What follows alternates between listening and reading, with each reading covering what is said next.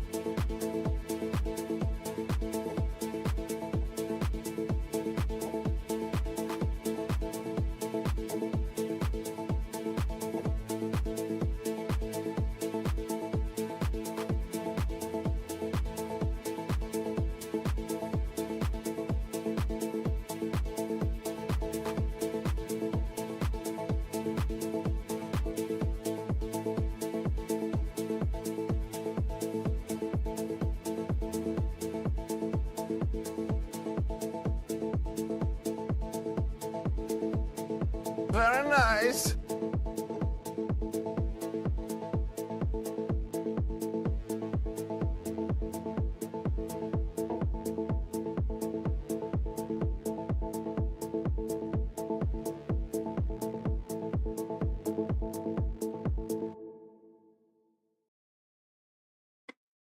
There we are. Audio good. Connection stable. That's what you want. Welcome. My name is Ike. This is TAGN, the annual game news. Not daily, no. Way too much work. Not worth. It seems like people don't want, not a lot of people want gaming news. That's what we're talking here about. Mainly gaming news, video game news. Sometimes a video, sometimes movie, I mean, sometimes TV shows and such. Very, very, very rarely comic and manga stuff. Other than that, there's not a lot of stuff I have for you guys, but I have a few articles. But the main article we're going to talk about is the Discord. Discord having age verification from March on. From March on, Discord wants, demands age verification. And it's a little bit convoluted how they demand it. We're gonna read our whole article from The Verge and see if we can find out if we are like in that group of age verification needed. Because it depends on servers and like age restricted servers and such. So let's go and check out the rest of the news. Oh, yeah, ouch, my junk. Sounds like you're talking into a tin can. Oh, wait.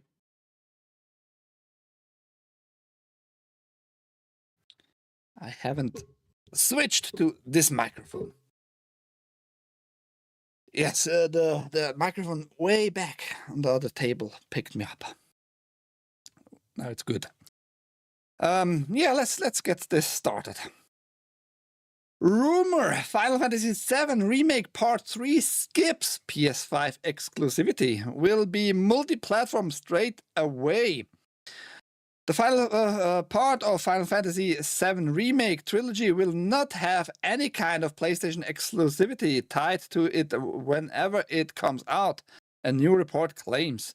Square Enix is in the process of bringing Final Fantasy VII Remake and Final Fantasy VII Rebirth to Nintendo Switch 2 and Xbox Series XS following a company decision to make all its games multi-platform. With this new focus, it's claimed the final part of Final Fantasy VII Remake saga will not launch with an exclusivity at all. Square Enix will apparently target everything, according to reliable leaker Nate the Hate. Yeah, I mean, if they call him reliable, I guess he is reliable.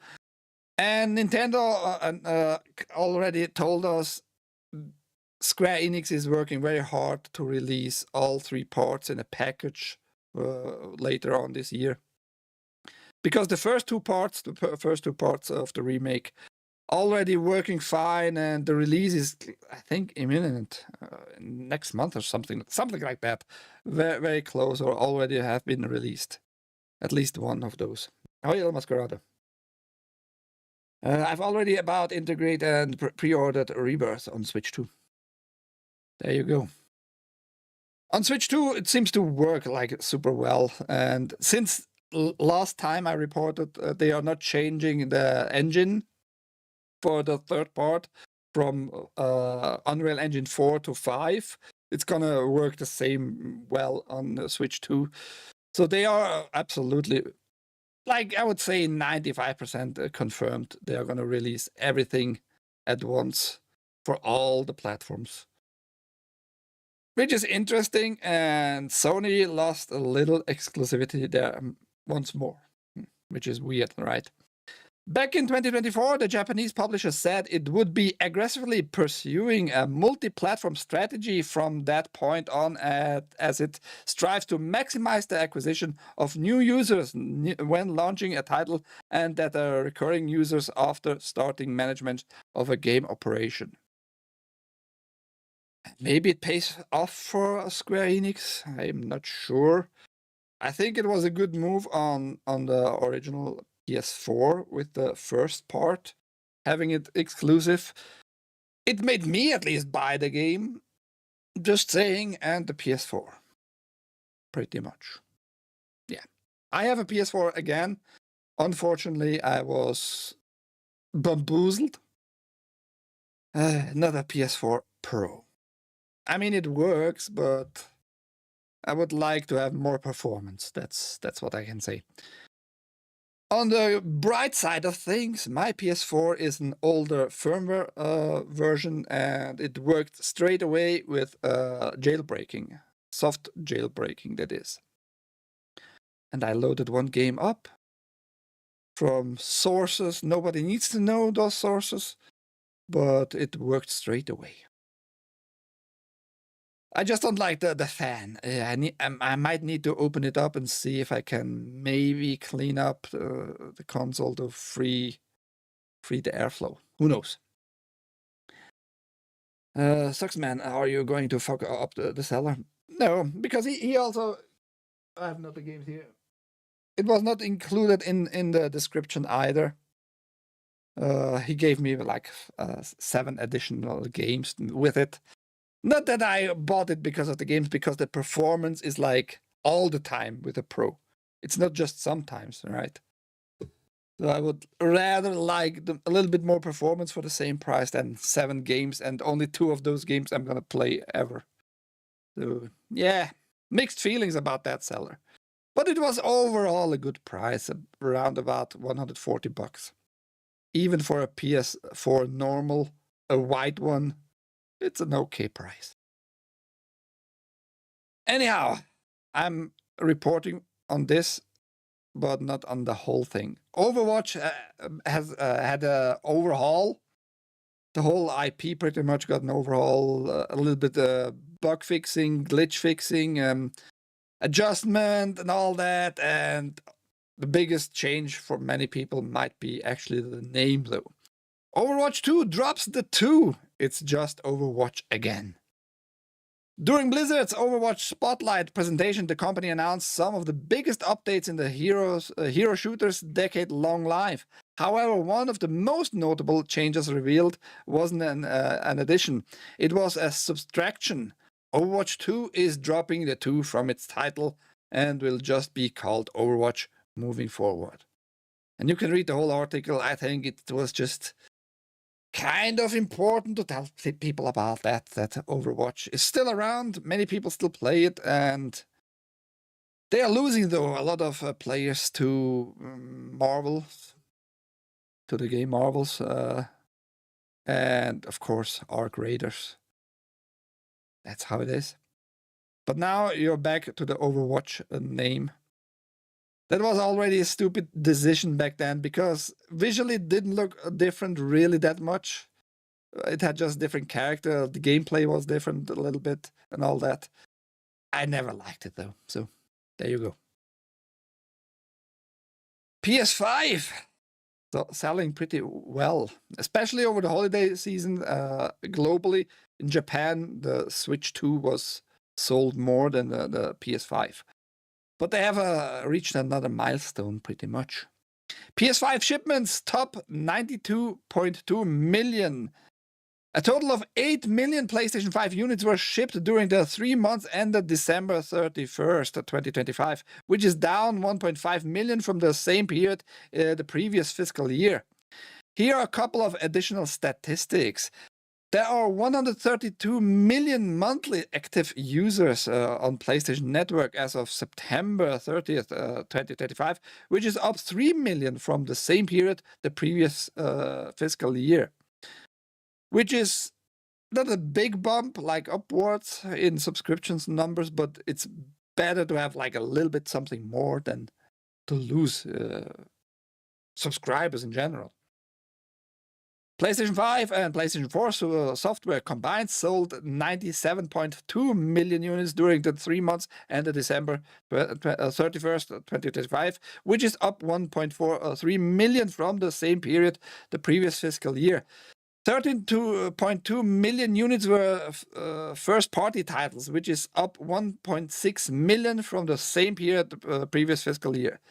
76% of software sales were full game software digital downloads, which is up to 2% from the same period the previous fiscal year. So at least the software is still going up slightly only again, but it's not like it's on both sides, hardware and software sales up. Microsoft wishes they had like at least an upwards trend in general. Hardware-wise, Microsoft is doing really, really bad. And that's why they are dropping out of the hardware market in general. And people now realize, we're going to have one article at the very end about next-gen consoles. Sony has more news to report. According to them, Ghost of Nobai is actually a big success. Sony says Ghost of Nobai sales are outperforming Tsushima.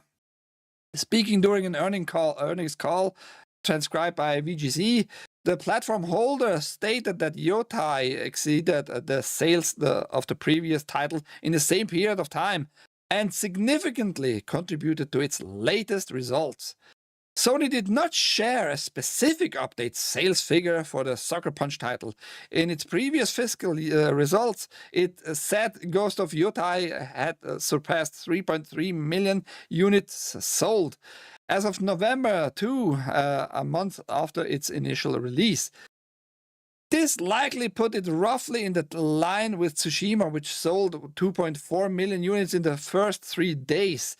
In its first 4 months, Ghost of Tsushima sold around 5 million units. It's worth noting that the original Ghost game was released slightly later in the console cycle, when the PS4 had a larger installed base than the PS5 does now.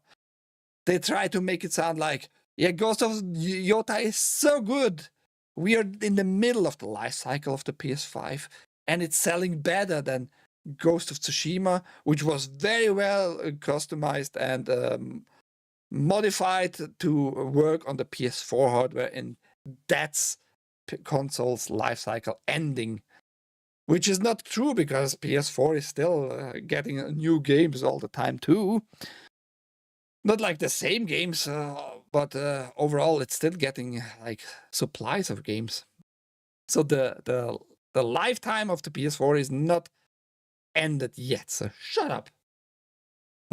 According to Circana data, Ghost of Nobai was the 3rd best-selling PlayStation game in the US last year and the overall 11th best-selling game across all platforms. And as usual, those bitches from Circana never give you like a real number and where they got those numbers really from, which I immediately kind of discard in a certain capacity. I just don't believe those numbers to be true out of the gate. That's all I can say.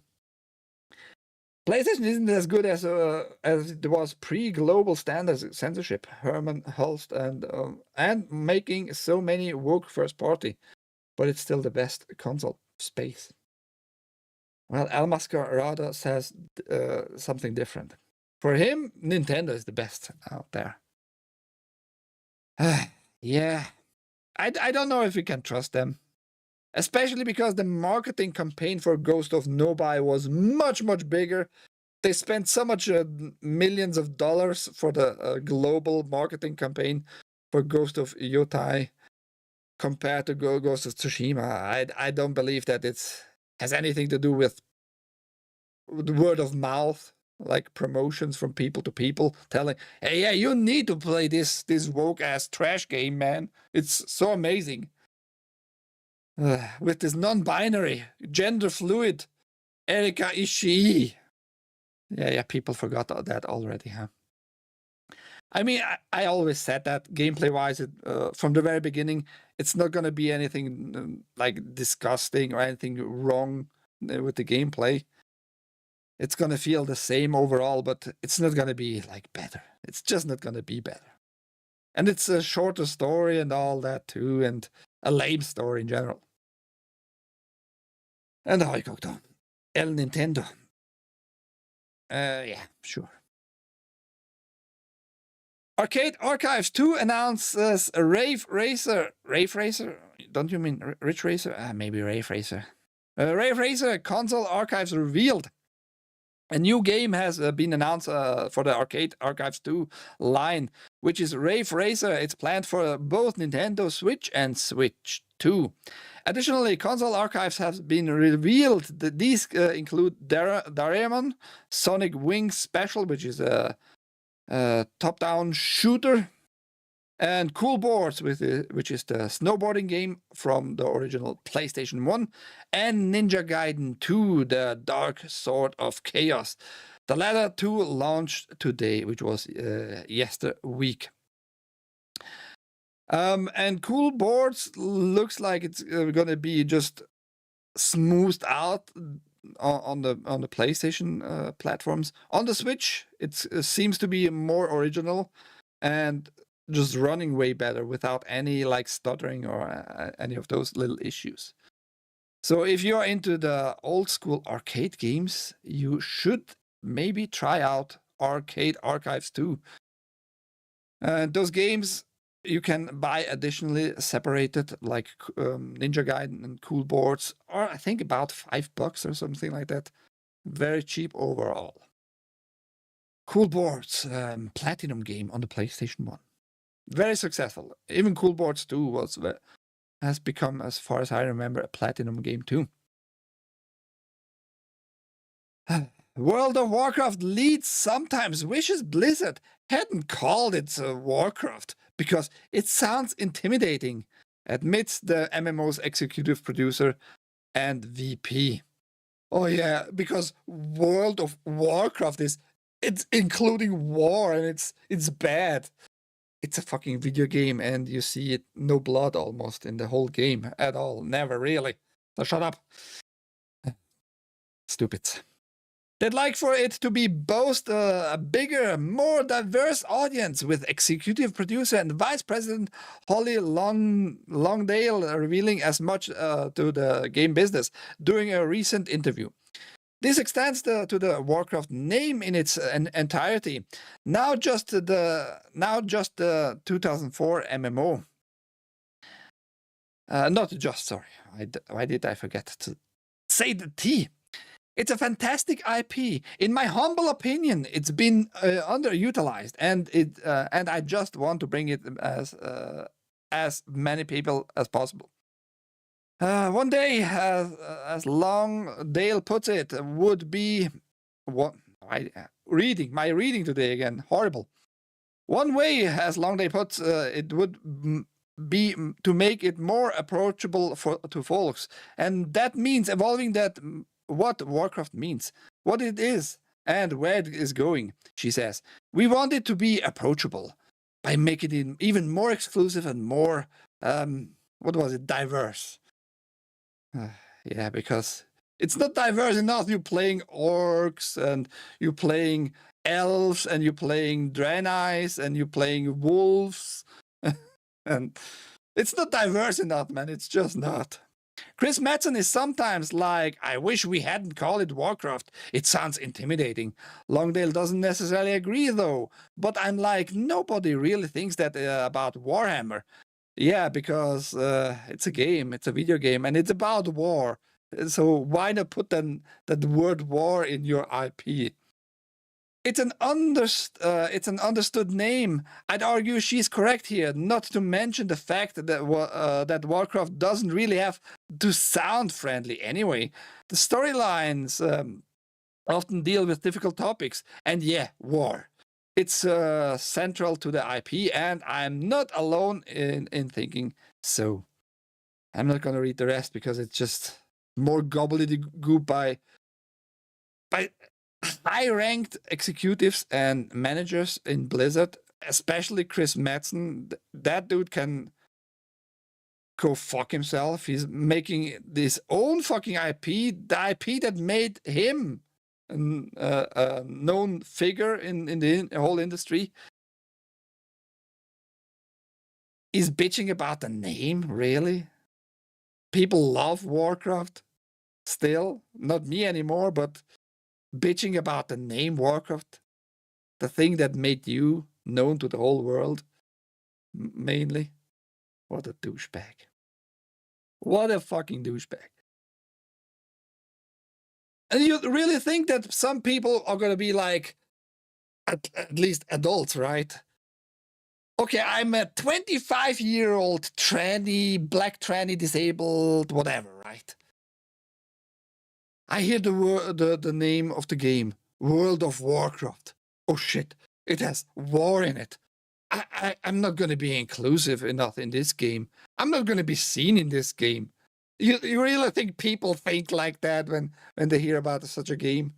Don't you think like people more advertise your game in their like circles if somebody plays the game and enjoys the game itself and tells like their friends, hey, I just started World of Warcraft 2 months ago and I really like it a lot. Don't you want to join me and then play with me together, like on a daily basis, doing raids and parties together in the game? Wouldn't you like that? Are you really thinking people are just scouring the internet, checking it out and what is around and, oh, World of Warcraft? No, I'm not gonna play this game. What the fuck are you talking about, dude? Intimidating. What a snowflake, indeed. I couldn't agree more there. English, yeah, my English sucks today. Rayphrase fueled by ecstasy and glow sticks. I don't think that you're gonna see a lot of glow sticks. Sorry, I'm busy with a few things. This would be a stream I could have already said a lot. I hate wanting to chat, but I can only listen. You need to talk. The chat is there for a reason. I'll be listening while I get some work done. World of basket weaving. That sounds intimidating to me. I can't weave. Sounds horrible. Let's stick with Blizzard a little bit. That might be better news for many people. Blizzard reportedly partnering with Arc Raiders owner Nexon to revive StarCraft as a shooter. A new report suggests Blizzard has partnered with Korean gaming giant Nexon, owner of Arc Raiders, and the Final Studios Embark, to create a shooter of some kind based on the StarCraft brand. The report, published on Korean site D News and picked up by Resetera, heard from industry sources that Nexon signed a cooperative contract.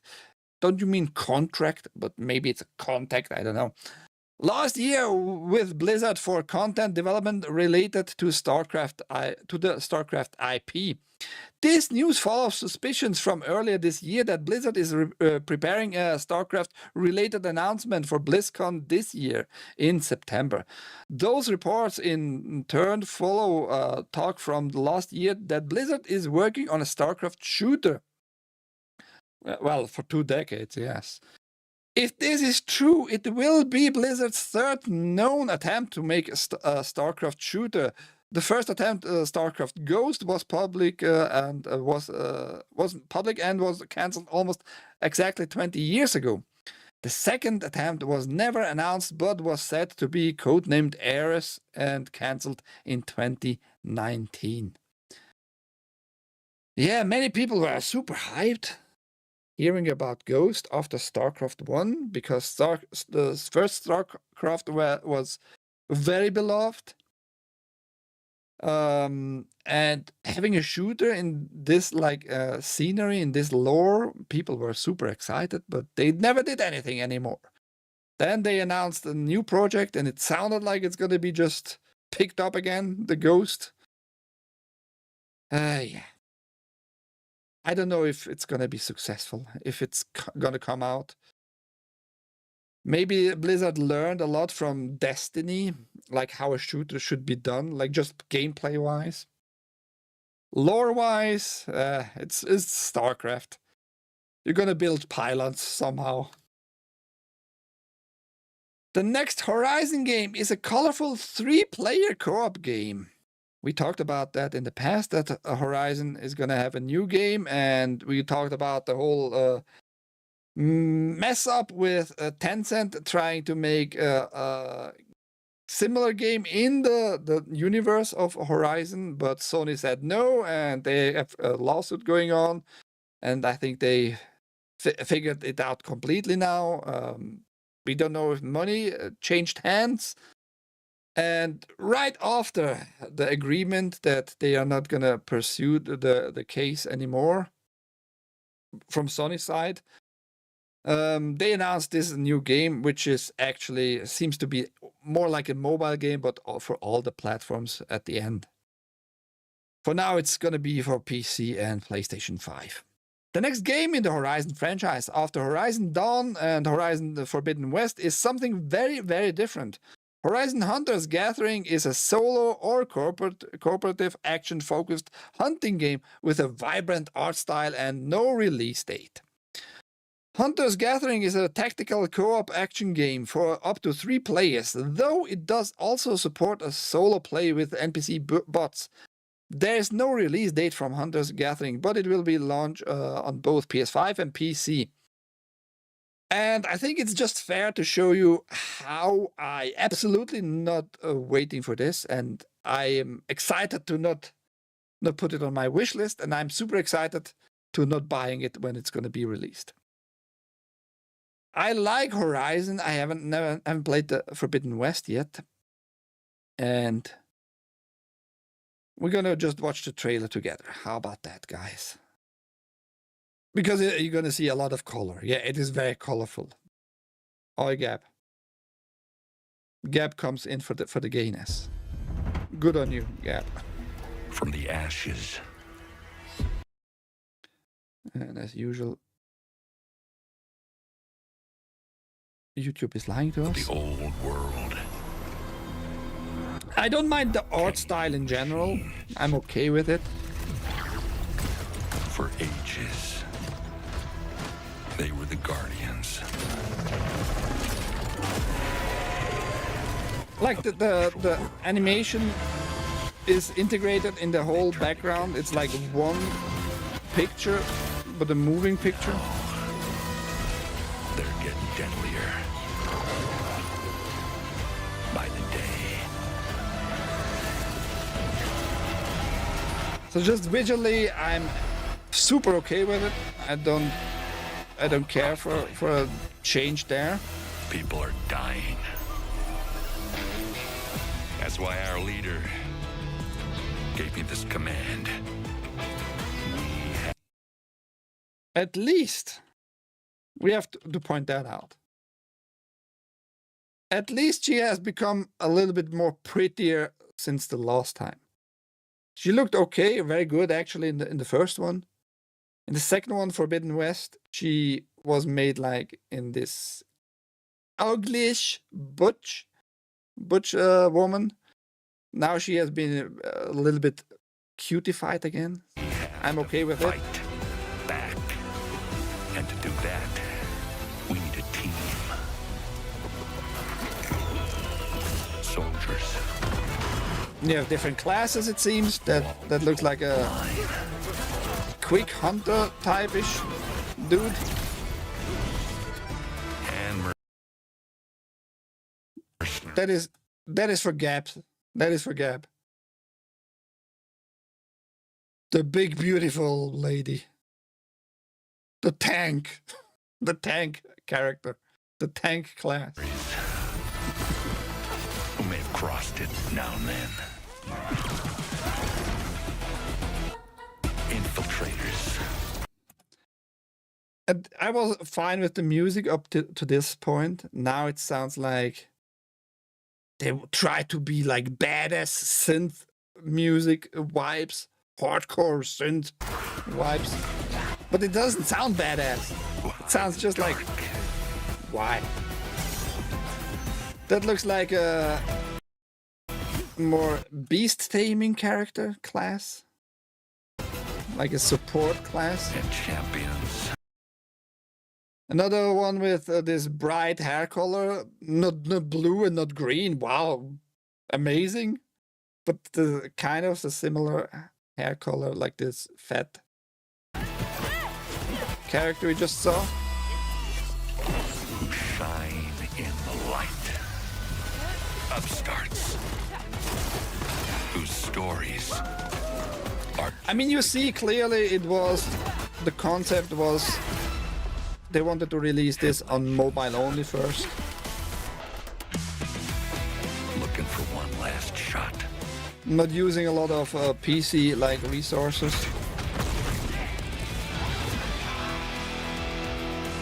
The last line of defense.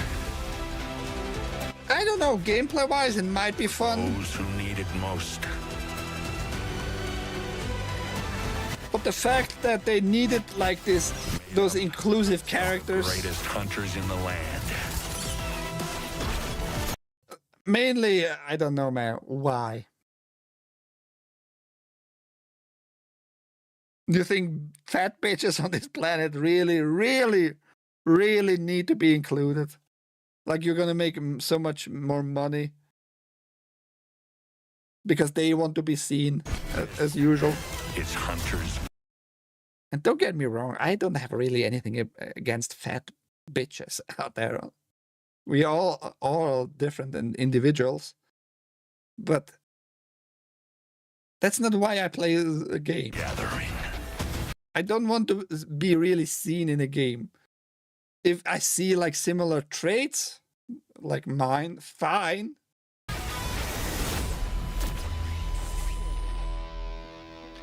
Horizon Hunters Gather. So yeah, we don't want to hear anything about you. Shut up. But there you go. We saw the trailer together. Visually, I have nothing against it. I'm absolutely fine with it. I could see it as a party game, as a co-op game with your buddies, playing for a few hours every day. Gather resources, make your character stronger, defeat bigger enemies and all that. But the fact that Sony had the need, I'm pretty sure Sony was like here, and is to be blamed here. They told like, yeah, we failed with Concord like immediately. After not even 2 weeks, we took down the whole game. We spent $400 million on making the game and marketing. But it was a little bit too diverse. It had a little bit too much colors and a little bit too many fat, ugly bitches in that one. In this one, at least the fat lady is not ugly, to be fair, too. But yes, didn't they learn anything in the past? People, the majority just had enough. The majority just had enough. You might force it upon people. Maybe the only thing that can save you is if the gameplay is really, really fun. You know, nobody will select the fat character and the other rainbow color head character. If the gameplay is fine and all that, if the like the menu, the selection of everything in the menu, the going back and forth in parties and moving along in this world is easy enough and all that. If the gameplay is fun enough, you might pull it off. Otherwise, you might have wasted I don't know how many millions of dollars, but yes. I'm not looking forward to it. That's all I can say. Inclusive, I can't stand it anymore. It's silly. You really are defending this? In what way am I defending it? Don't forget the tattoo sleeve. I don't know about the tattoo sleeve. Gaps that might be against you blaming tattoo sleeves. You know, it's rogue when the characters have that smug smirk. Yeah, maybe. Me girl is strong. See how I can beat the whatever out of the viewers. You're telling me I did, but you're not telling me where did I defend it. Not really. You have time to think about it and tell me. And on the same note, we're probably not going to see Horizon 3 anytime soon. Horizon 3 is probably not coming for a long time, as most of the studio is reportedly working on multiplayer spin-off Hunters Gathering instead. Fans of Horizon Zero Dawn and the sequel Horizon Forbidden West have been waiting for news of the threequel now for a few years. But with Horizon Hunters Gathering on the way, it seems the community might have to wait a bit longer. Developer Guerrilla and publisher Sony's beloved post-apocalyptic action RPG series is in the midst of many fan now. With news of the multiplayer spin-off Horizon Hunters Gathering having just surfaced days ago, out of the blue too, as many folks would argue. With the new title coming, what's happening with the unannounced third mainline project? According to Bloomberg reporter Jason Schreier, it's likely not a priority at the moment. Yeah, I mean, like we just said, we had no announcement date, a release date. So who knows how much effort that they are going to put in this gathering game, and how many people from the guerrilla team are playing a role already in the developing of the third installment. They might cancel it entirely. Depends on if like this fails, the gathering fails. They might be like, Forbidden West was not this amazing success too. So maybe Sony isn't then just thinking, just ended everything. Who knows? Baldur's Gate TV series set for HBO will be a continuation of Baldur's Gate 3's story. Larian Studios' multi-award winning fantasy RPG Baldur's Gate 3 is set for its own TV series on HBO and will be helmed by The Last of Us co-creator Craig Mazin. As reported by Deadline, a television adaptation of the acclaimed game set in the Dungeons & Dragons universe is in development at the network, and interestingly will be a continuation of the story from Baldur's Gate 3 game.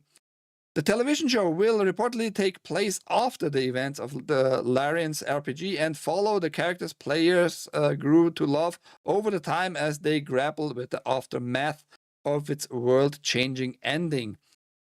Craig Mazin said, "I am a devoted fan of the D&D and brilliant way that Sven Winke, which is the CEO of Larian, and his gifted team adapted it." He continued, "I can't wait to help bring Baldur's Gate and all of its incredible characters to life with as much respect and love as we can. And I'm deeply grateful to Gabe Marano and his team at Hasbro for entrusting me with this incredibly important property." Yeah, because The Last of Us is such an amazing success too, right, on HBO. So amazing success that you had viewers with the first season and you lost all the viewers at least after the second season on HBO was over, and you're not going to think anymore for the fourth season at all. That's how much they trust you. Yeah, why they keep giving those IPs to people who really don't care too much for those IPs, despite he claiming he is a big fan of D&D? I don't think so. I have only one question here, really. Are we gonna see a gay bear sex scene? Because Baldur's Gate 3 has like this weird furry community included, you know, and you can change as a druid into a bear and have some bear sex. Are we going to see such a scene? How about some bestiality? We hadn't enough bestiality the last 10 years. That's now your opportunity. The first tranny bestiality scene in TV history. Make some headlines this way. Never watched or played the game. Me neither.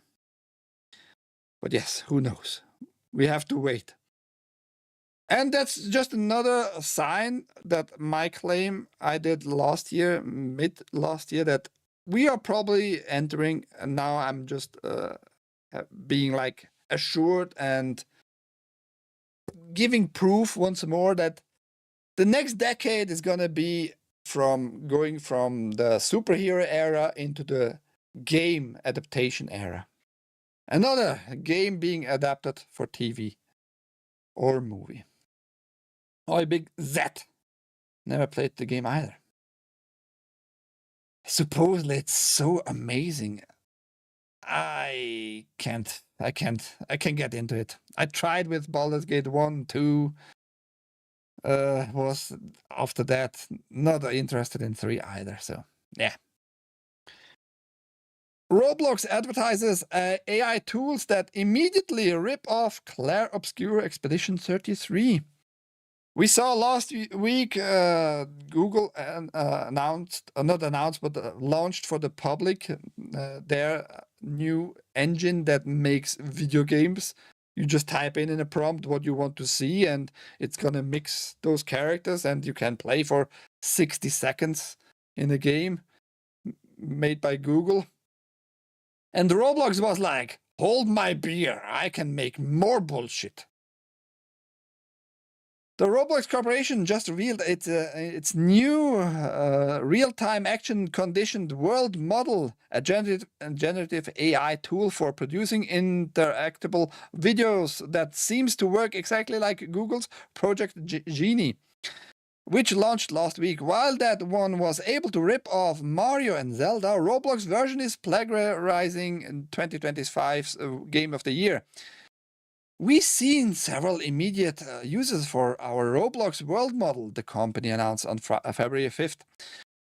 We will use it side-by-side text, image, and video prompts as a way to launch auto-generation of immersive worlds. Immersive, my ass. You're going to see in a second how immersive it's going to be. And would you like this garbage? I mean, it's going to get better, but still. In Roblox Studio, a creator could walk around and use prompts to paint a world, in quotation mark here, and then convert it into a 3D presentation or direct to Roblox native as a way for many people to play simultaneously. It then proceed to show a really ugly-looking version of Clair Obscur Expedition 33 spoof. And I think it's just fair to show. Like, it ripped it off immediately, but it didn't make a good job. It didn't do a good job at all. Woman, that was the prompt, supposedly. Woman in a glowing cave. And you see Mael from Expedition 33, just an ugly version, a skinny version, almost stick figure version. Give me a sword. And she gets a sword and walks around like a completely retard, holding the sword on the same position while moving, like it's a chicken head, but the sword is the chicken head. And have you seen the turnaround here? Coming back? Like early days AI slop. You might remember the Will Smith eating his spaghettis, and Will Smith becoming this weird creature merging with the spaghetti. A dragon attacks. Just takes one dragon out of nowhere. It just looks fucking ugly, man. It, in general. Like I said, I'm sure it's going to be really way better visually over the time. Oh, look, it was your god there, El Mascarado. Aztec warrior flying a Quetzalcoatl with floating island. I never played that game, but that looks like a rip-off from Avatar, the Avatar game. You know, Pandora something.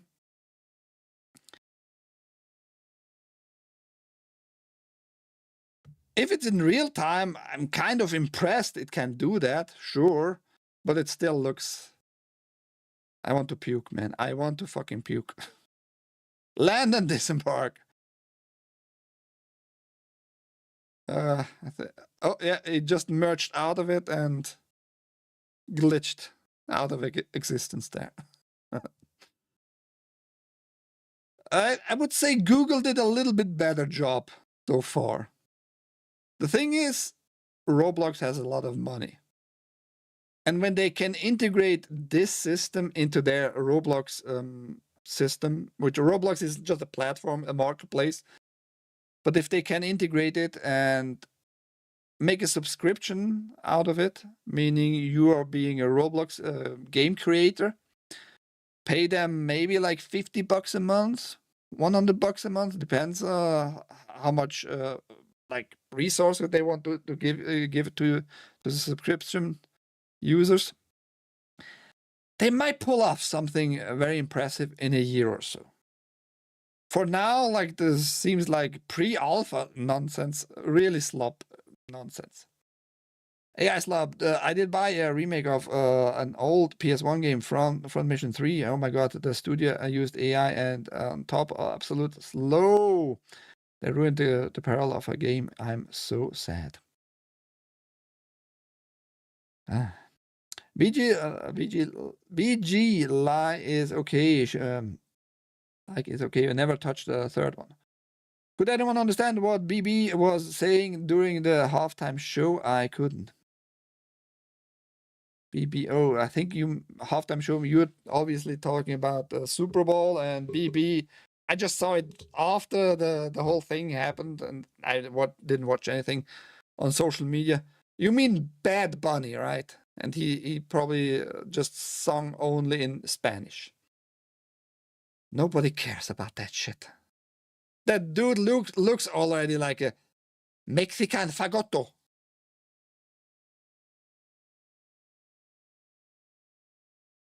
What is gay in Spanish? El Mascarado. I don't remember.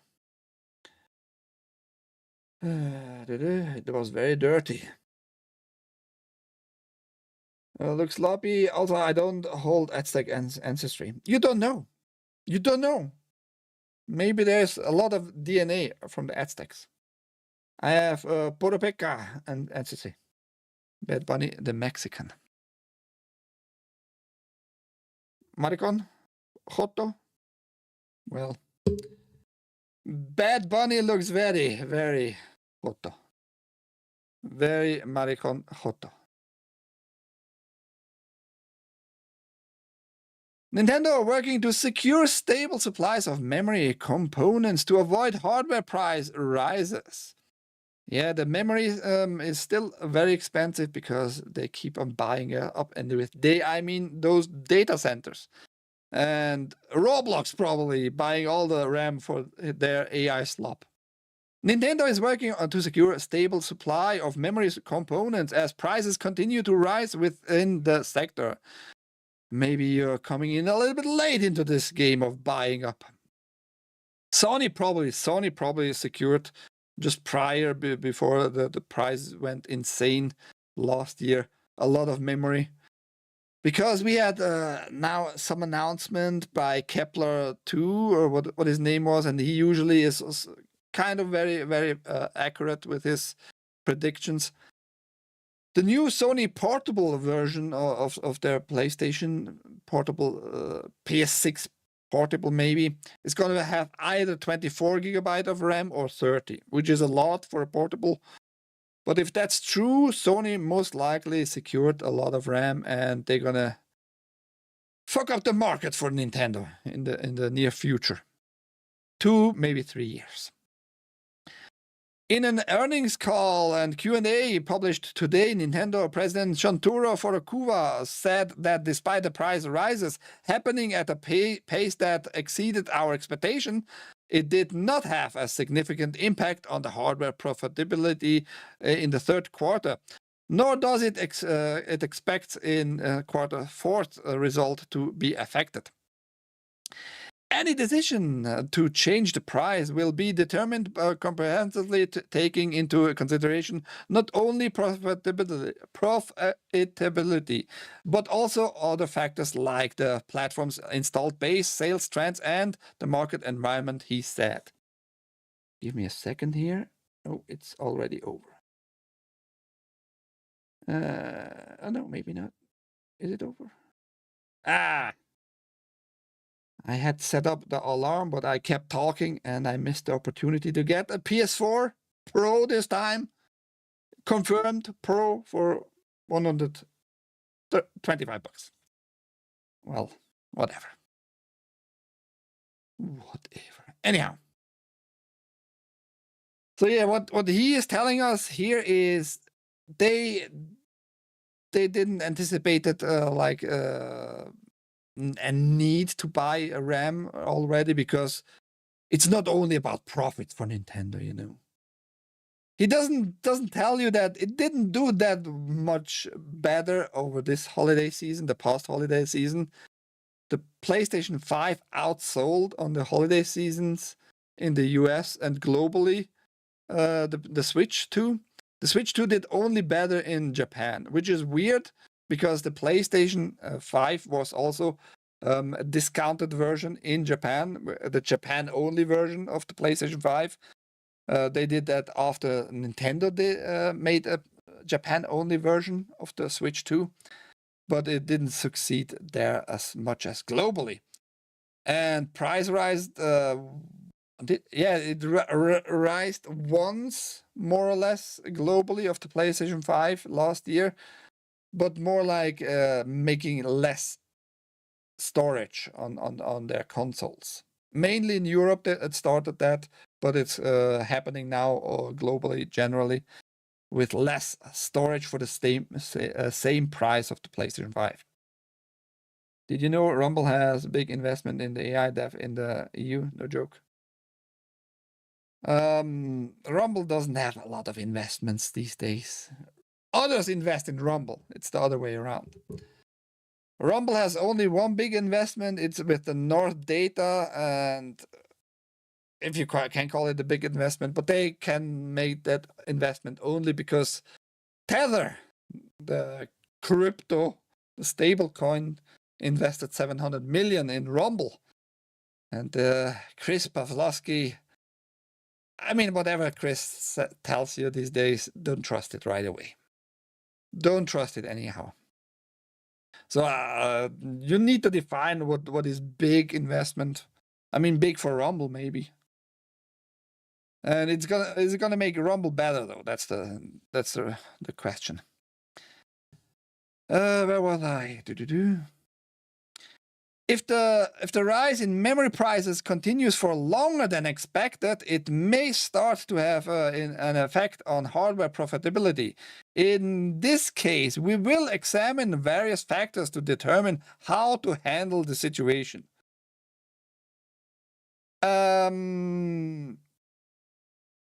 Also, you have to be reminded, Nintendo tried to make people scared of not getting a console. They did the same thing with the Switch 1, but there were enough Switch 1 on release. There were enough Switch 2s on this release, on their newest console, so nothing really happened there. And nobody saw the RAM thing really coming. Otherwise, you would have bought RAM already just to secure it. And when you say like, if it continues longer than expected, what do you mean with that? Did you expect it? Did you know it really? How can you not expect or expect anything in that regard? What do you mean longer than expected? Are you expecting it to go on with the RAM buyouts by data centers, mainly by ChatGPT, OpenAI, for what, 1 year, 2 years? And when that exceeds, you're going to be starting sweating? Is that your expectation of things happening? I think he's just trying to tell you that he was not, or his company was not smart enough like Sony was. Sony buys usually like RAM and when they are lower priced in general. And maybe they did for the new upcoming hardware generations already too. We're gonna have to wait and see, as usual. Oh, Godzilla, Chris incested you. Incested you? What do you mean incested you? They bought from NVIDIA 37,000 GPUs newest gen. I haven't heard anything about that. I have to research or see what's up with that. It is necessary to regularly release new titles to increase the installed base of new hardware, Furukawa explained. In addition, we believe it is very important to maintain touchpoints with consumers, not customers, who are active on our gaming systems, and the transition from Switch to Switch 2 unfolds over the next few years. From this perspective, it is meaningful to release updates for Switch software, which has a large install base, to maintain user activity and encourage continued play. He says that because many people still buy a lot of Switch 1 hardware and software. So Switch hardware sold pretty well, and it's now 9-year-old hardware and technology there, but it's still selling. And Mario Kart Mario Kart Deluxe, Mario Kart 8 Deluxe sold so much more. They didn't expect that, and they need to keep up the updates. That's what he means. And so he seemed not to just to be like concerned really for the Switch 2 and the sales in the future, making it maybe more expensive. He is gonna overwatch the situation.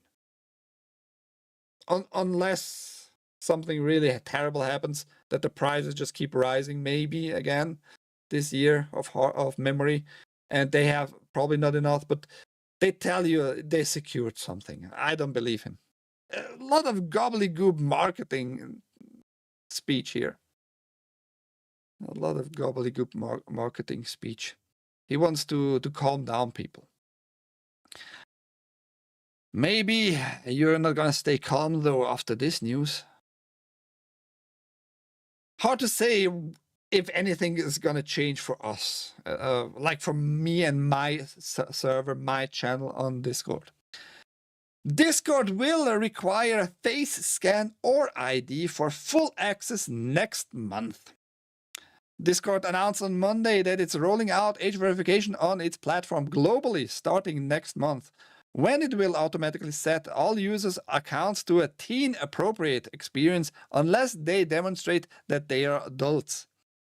Users who aren't verified as adults will not be able to access age-restricted servers and channels, won't be able to speak in Discord's livestream like stage channels, and will see content filters for any content Discord detects as graphic or sensitive. They will also get warning prompts for friends requests from potentially unfamiliar users, and DMs from unfamiliar users will be automatically filtered into a separate inbox. Direct messages and servers are not age restricted. Direct messages and servers that are not age restricted will continue to function normally, but users won't be able to send messages or view content in an age-restricted server until they complete the age check process, even if it's a server they were part of before age verification rolled out. Savannah Badalik, Discord's global head of product policy, said in an interview with The Verge that those servers will be obfuscated with a black screen until the user verifies they're an adult. Users also won't be able to join any new age-restricted servers without verifying their age. So I did nothing to my server, to my channel. Everybody who creates a channel on Discord it's like considered their own server. I didn't do anything like age restriction wise. It might change automatically depending like on the content. We have to wait and see how that's gonna be rolled out, this whole thing. I don't know really. The next generation of consoles will likely be the last before they just sell streaming boxes. For Sony, yes. Nintendo, I'm not sure. Nintendo might be already next gen only downloads. Gotta feed that AI god. Absolutely. I'm done with Discord. That's Cocteau. I just won't use it likely. So could a kid use their mom or dad's ID to just get on anyway? No, because you need to verify with cameras, you know. Discord's global age verification launch is a part of a wave of similar moves at other online platforms, driven by an international legal push for age checks and stronger child safety measures. Oh yeah, as usual. Somebody think about the children. We need to think so much about the children that we're gonna do jack shit about the Epstein files and not prosecute anybody. But yeah, let's do it like globally on social media, at least, to fucking annoy just regular fucking adults. This is not the first time Discord has implemented some form of age verification either. It initially rolled out age checks for users in the UK and Australia last year, which some users figured out how to circumvent using Death Stranding's photo mode. I reported on that. And they fixed it immediately, though. Baladik said Discord immediately fixed it after a week, but it expects users will continue finding creative ways to try getting around the age checks, adding that Discord will try to bug bash as much as we possibly can. I see tools coming out. I see tools coming out by people who are really pissed about this whole issue, who can make like high quality, high resolution, real life looking avatars, you know,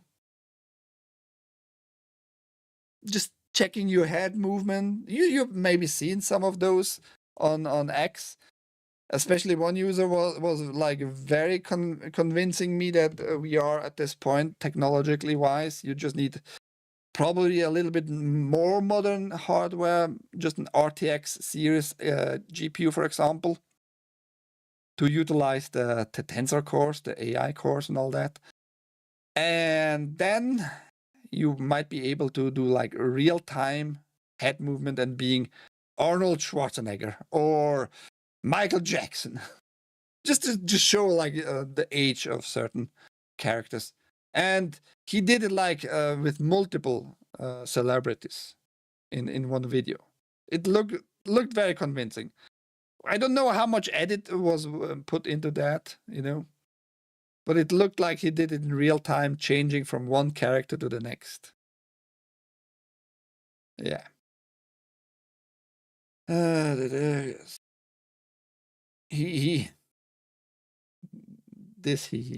Protect the children, protect them. It's not just teens trying to cheat the system who might attempt to dodge age checks. Adult users could avoid verifying as well due to concerns around data privacy, particularly if they don't want to use an ID to verify their age. In October, on one of Discord's former third-party vendors suffered a data breach that exposed users' age verification data, including images of government IDs. And I reported on that too, and trust me, bro, that was not intentional at all. And trust me, bro, they're not gonna save anything anymore. They learn from their mistakes. Just trust me, bro. Just show me your papers, but don't worry, we're gonna delete it immediately. A government ID might still be required for age verification in its global rollout. According to Discord, to remove the new teen by default changes and limitations, users can choose to use facial age estimation or submit a form of identification to Discord's vendor partners, with more options coming in the future. What more options? What more options might there be, huh?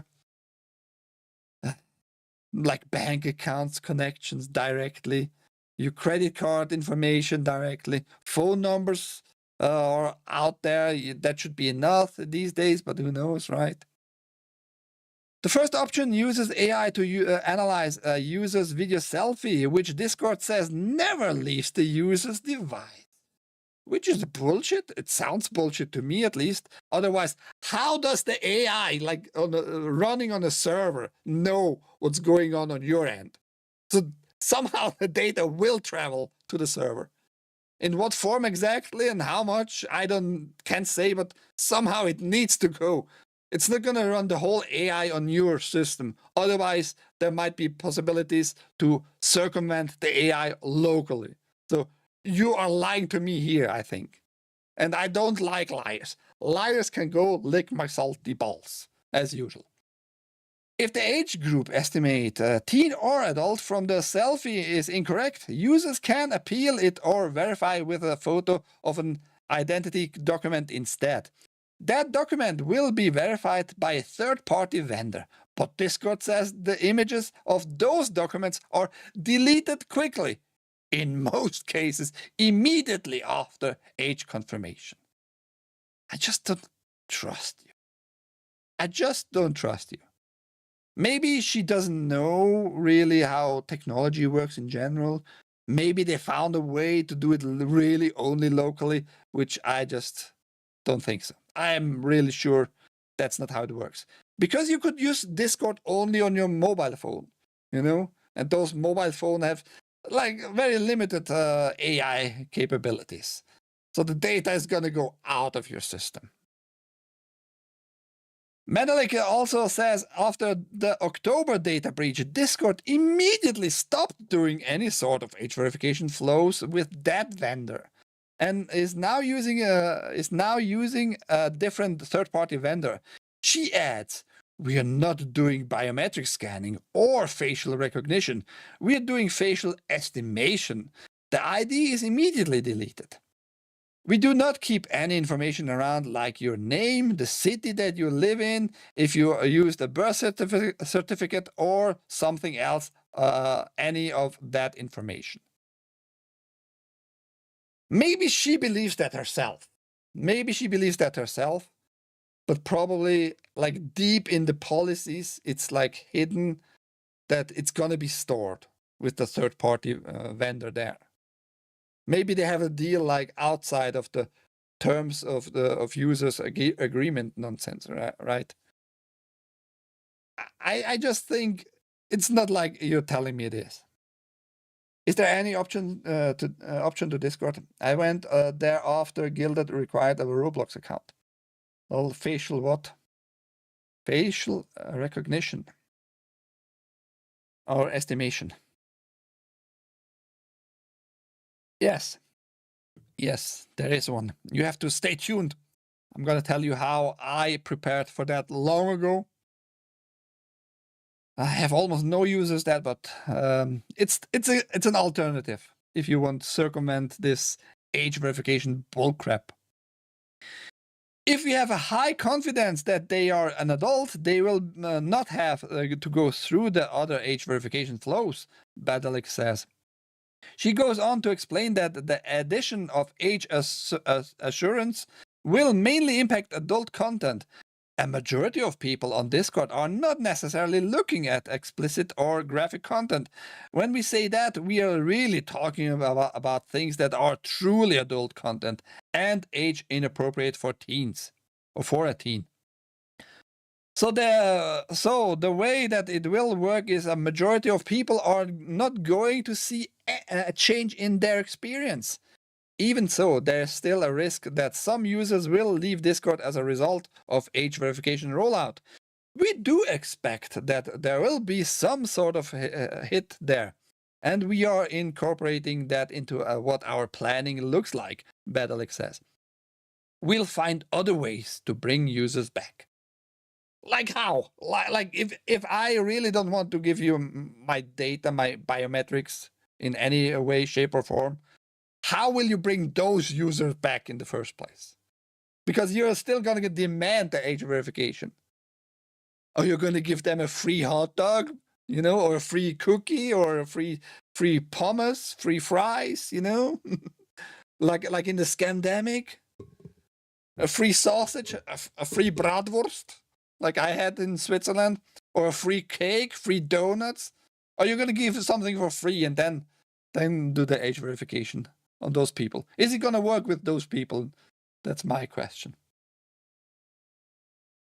So yeah, like I said, I didn't change anything on my server. I didn't make like age restrictions there, and I don't know if next month everything is just going to change automatically. Everybody's going to be on teen accounts only, and if you still can be on my server and just talk, we have just to wait and see what's going to happen, pretty much. I suggested that long ago, and I put the links long ago in my descriptions below every video, pretty much, below every stream, for Element. It's a little bit clunky, a little bit janky, just to navigate in it. But it has the same abilities like Discord, meaning chatting, showing pictures, sharing pictures, doing voice calls, doing video calls. That is what people mostly need.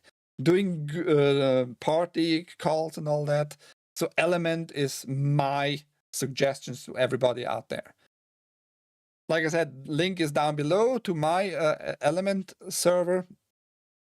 If you want to already try it out and see how it works. And it is a little bit more complicated because it's more open source-ish. It is more open information stylish, and it's way less restrictive. So meaning when you create a server, you have the opportunity to adjust the server to your liking. And those Element people, which is my service hosted by matrix.org, they have not really any say in what I have on my servers. But I mean, we have to wait and see how Discord goes. But I suggest everybody get familiar already with Element. If you are not up for age verification on Discord, don't want to send them in any IDs and all that. Now it's your time, man. I'm not gonna send them any IDs. If nothing changes for me on my servers and for my users there, and everybody can talk freely and share pictures and all that, it's whatever, right? But I suspect Discord is going to be the same like Guilded. Guilded's such a good tool overall. But it's going to be the same like Guilded at one point, that you just can't move on without register your phone number, age verification, pictures, sending in IDs and all that. And they're going to have new data breaches. And oops, data breaches? How is that even possible? You told us you're not going to save any of those pictures and data sets and all that. And it's going to be then a big surprise for many people. Oh no, Discord lied to us. The managers, the high directors in Discord lied to us. What a surprise. I'm shocked. Shocked, I'm telling you. Draw a face around your butthole and make the butthole your mouth, Tin Rabbit. That's a way to do it, ahoy Tin Rabbit. If I show them my aged butthole, will they pass my image? You can try. I don't know. I'm not sure if you can force an age verification already. There might be a way in the settings. And find out. Take one for the team. Up your butt, Tin Rabbit. Portalis, ahoy. You look like a fucking shaboos goy. Okay, we have a little Jew-hating bitch there. Shit, I have to leave, sorry. Bye, Cocteau. I'm supposed to be helping with a stream as mod. I will see you next time. Well, he didn't hear about Element then. He's lost. Last news for today. We don't have a lot of news, but that should be enough. Short show today. Next-gen Xbox sounds similar to Valve's original Steam machine pitch report. Microsoft will reportedly partner with other computer companies like Asus for a variety of next-gen Xbox systems. Obviously, this isn't new territory after launching the ROG Xbox Ellie handhelds, but it would be groundbreaking on the home console front. The strategy also seemingly echoes Valve's original version of Steam machines from over a decade ago, in which they talked about teaming up with a dozen of companies for different hardware options. And I talked about that multiple times too. The Steam machine, the original Steam machine, was not like Steam hardware. It was more like a license to put on a sticker on your system, like a certificate. And Microsoft did the same last year already. They already showed you they have this certificate program started going on, like hardware requirements, minimum hardware requirements for a certain certificate. So like, I'm not sure why GameSpot sounds so surprised that might happen. It was obvious to me, and I'm keeping repeating myself. Xbox, Microsoft is not making hardware by themselves anymore for the next generation, which they call Xbox. They're just going to tell vendors and manufacturers, if you meet that threshold of performance with this CPU, having at least like 4-core CPU with that speed and those instructions sets included, and this GPU with those and this technology included, you're going to get our certificate for this and that amount of monies on a maybe yearly basis, maybe half-year basis, like $500,000 maybe they need to pay to Microsoft to be able to have that certificate, that label on their new hardware, something like that. But yes, I'm not sure why GameSpot is so surprised. The signs are all out there. The certificate is made, and you can see and read it for yourself. I have it somewhere in my bookmarks, that article. I couldn't find it with the tag name, with the tag certificate, but it's out there. It was like 4 months ago or something like that. Last year, Microsoft CEO Satya Nadella noted that the next-gen Xbox could be like a PC. Windows Central reaffirms that direction, with Microsoft possibly marketing the system as one that can play games and serve as a coding station or a music production studio. Yeah, big news here. Just another indicator that it's very simple to be right on certain stuff. If you just can read, certain articles and statements by those big-ass corporations. Why otherwise would they give you some kind of possibility to purchase a certificate for a certain threshold for games and hardware? Why do you think they partnered up already with Asus and making the ROG Ally and call it in an Xbox? Why do you think prior to that, almost a year prior to that, they did like little spots with everything is an Xbox? Why do you think that was a thing? It's not that difficult to find out. Why are you sounding so surprised here? Morons. I need to find a local repair shop to fix my fat PS2. I read some. What's wrong? Is it the power supply? If it's the power supply, that's gonna be fairly easy for a power supply replacement. For the fat one, because the fat one is having the power supply inside. Or a very, very new slim one, which have like very thin power supplies also inside. Yeah, will not boot up.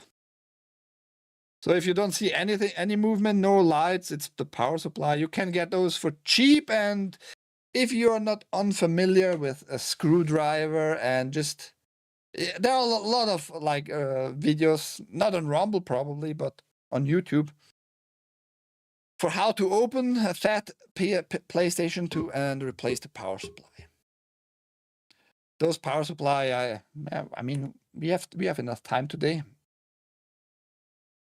Unfortunately for you in the US, you're gonna, if you want to buy one by yourself, maybe Amazon has actually power supplies for PlayStation 2, but AliExpress, PS2 fat power supply.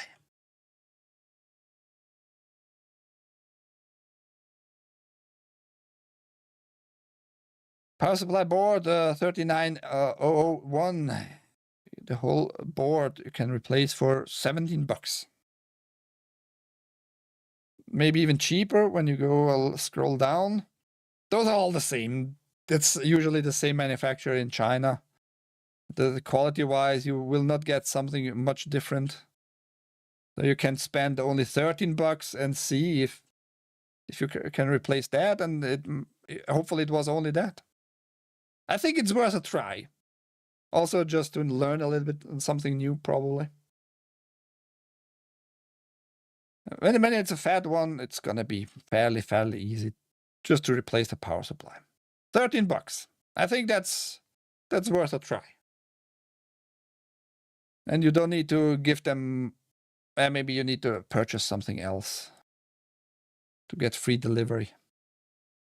But yes, you should try to replace it yourself. Yeah, I can solder and do repairs. I'm just not familiar with PS2s.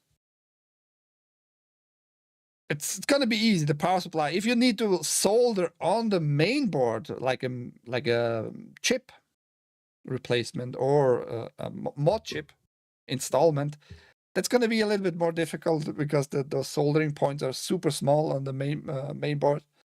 But the power supply, it's kind of a chunky piece. Plug it out, plug the new one in. That's pretty much it. You have maybe like 6 screws for the whole case to lift it up. It's going to be easy. Trust me, bro. Trust me, bro. Even on the slim one, getting to the power supply also would have been fairly easy. Oi, Sarge, you're coming to the end here. Very, very much to the end. We are done. Discord news are over. And we have not enough viewer. I mean, in my opinion, not enough viewer to raid anybody today. Well, no fucks given. You can give those to your wife. Those little no fucks. I don't care. That was it for today. Not a lot happened. I mean, a lot of news were there, articles, but it was repeating stuff. We have for God of War, for example, and the newest actor being announced for the show, the Amazon TV show. They found the Boys actor. We have a lot of Ark Raiders news as usual, finding this, doing that change, this update, that patch for the particular game, nobody cares. Pokemon, the Puff Pokemon was in the mid-game advertisement with Lady Gaga. That was all over the fucking news. That's not like worth for me to report, to be honest. Like really lame news sometimes. Really lame news. I missed the hot Discord takes. Did you cover the data breach too? I talked about the data breach when it happened back last year, yes. But it was reminded in that article too for people. And I told everybody here on this newscast, I'm not trusting them with their new third-party vendor not storing those data. And I'm not trusting them because I think this lady, I'm gonna show you. This lady, Savannah, whatever her name was, she's fairly young, something in her mid-30s. I think she just doesn't understand how technology works, really. She claims like all the data is not leaving your PC at all. It's going to stay only local. I say bullshit to that. Somehow it's going to go from your PC to be verified to the server. Your PC or your phone, for that matter, is not going to have all the capabilities of AI face recognition. They are full of it. Full of it. Not trusting them. And I told everybody, down in the video description is the link for Element. It has very similar functions like Discord, and it's free and it's open source. Technically, you could make your whole server all by yourself, and you just need to enter like your credential for the server in the client and all that. But I'm going to use matrix.org servers, and so far, I mean, I'm alone there on my server. Noobs joined like 1.5 years ago, but other than that, nothing happens so far there because nobody joins. Everybody was just like too much lazy, way too lazy to approach different ways of communications. And now we're gonna get the fucking bill, pretty much. We were all just too lazy. We were too lazy with Gilded.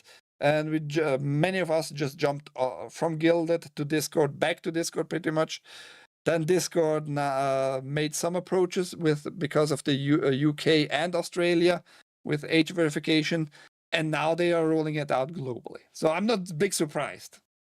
Why not move already, do some moves and download certain software just to be prepared. Get familiar with Element and all that. Links down below, as I said, for my server at least. Get familiar with new software.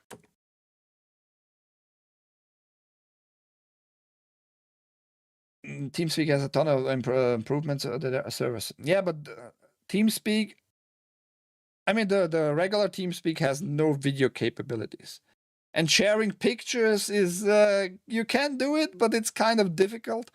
And I don't know of any like modifications for it, so that you can do video calls, streaming on TeamSpeaker.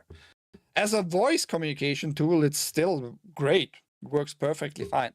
The problem there is, though, you need to make it on your own server, and you need to purchase a license. You can get free licenses for more than, I think, 16 people, you know, for up to 64 people on your server.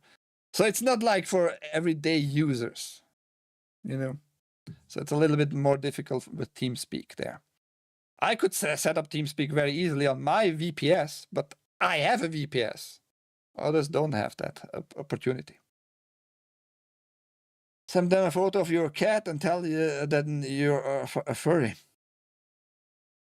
Maybe Discord will allow that. Or you are a furry for sure. You are a rabbit, right? The UK is the worst, as they arrest people for memes. They are trying that in the US too, though.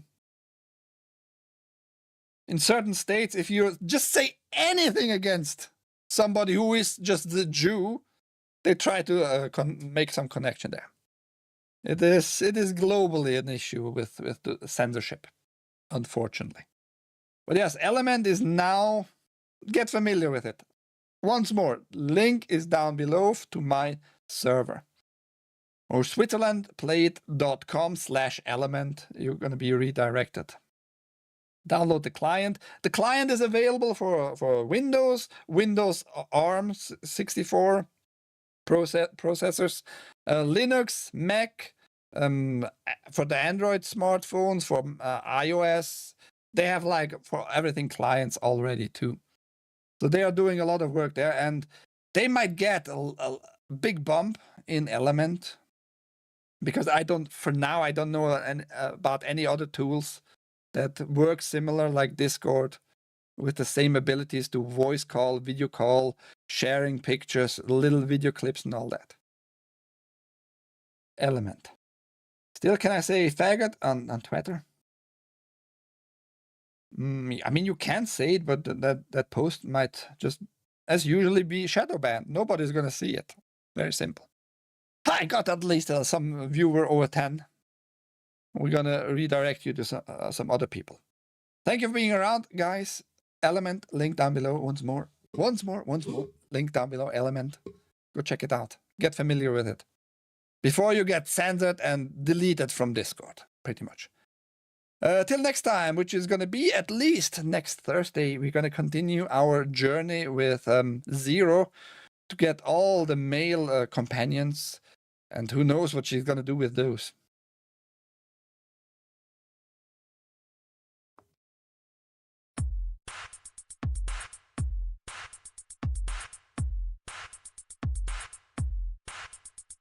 Detroit.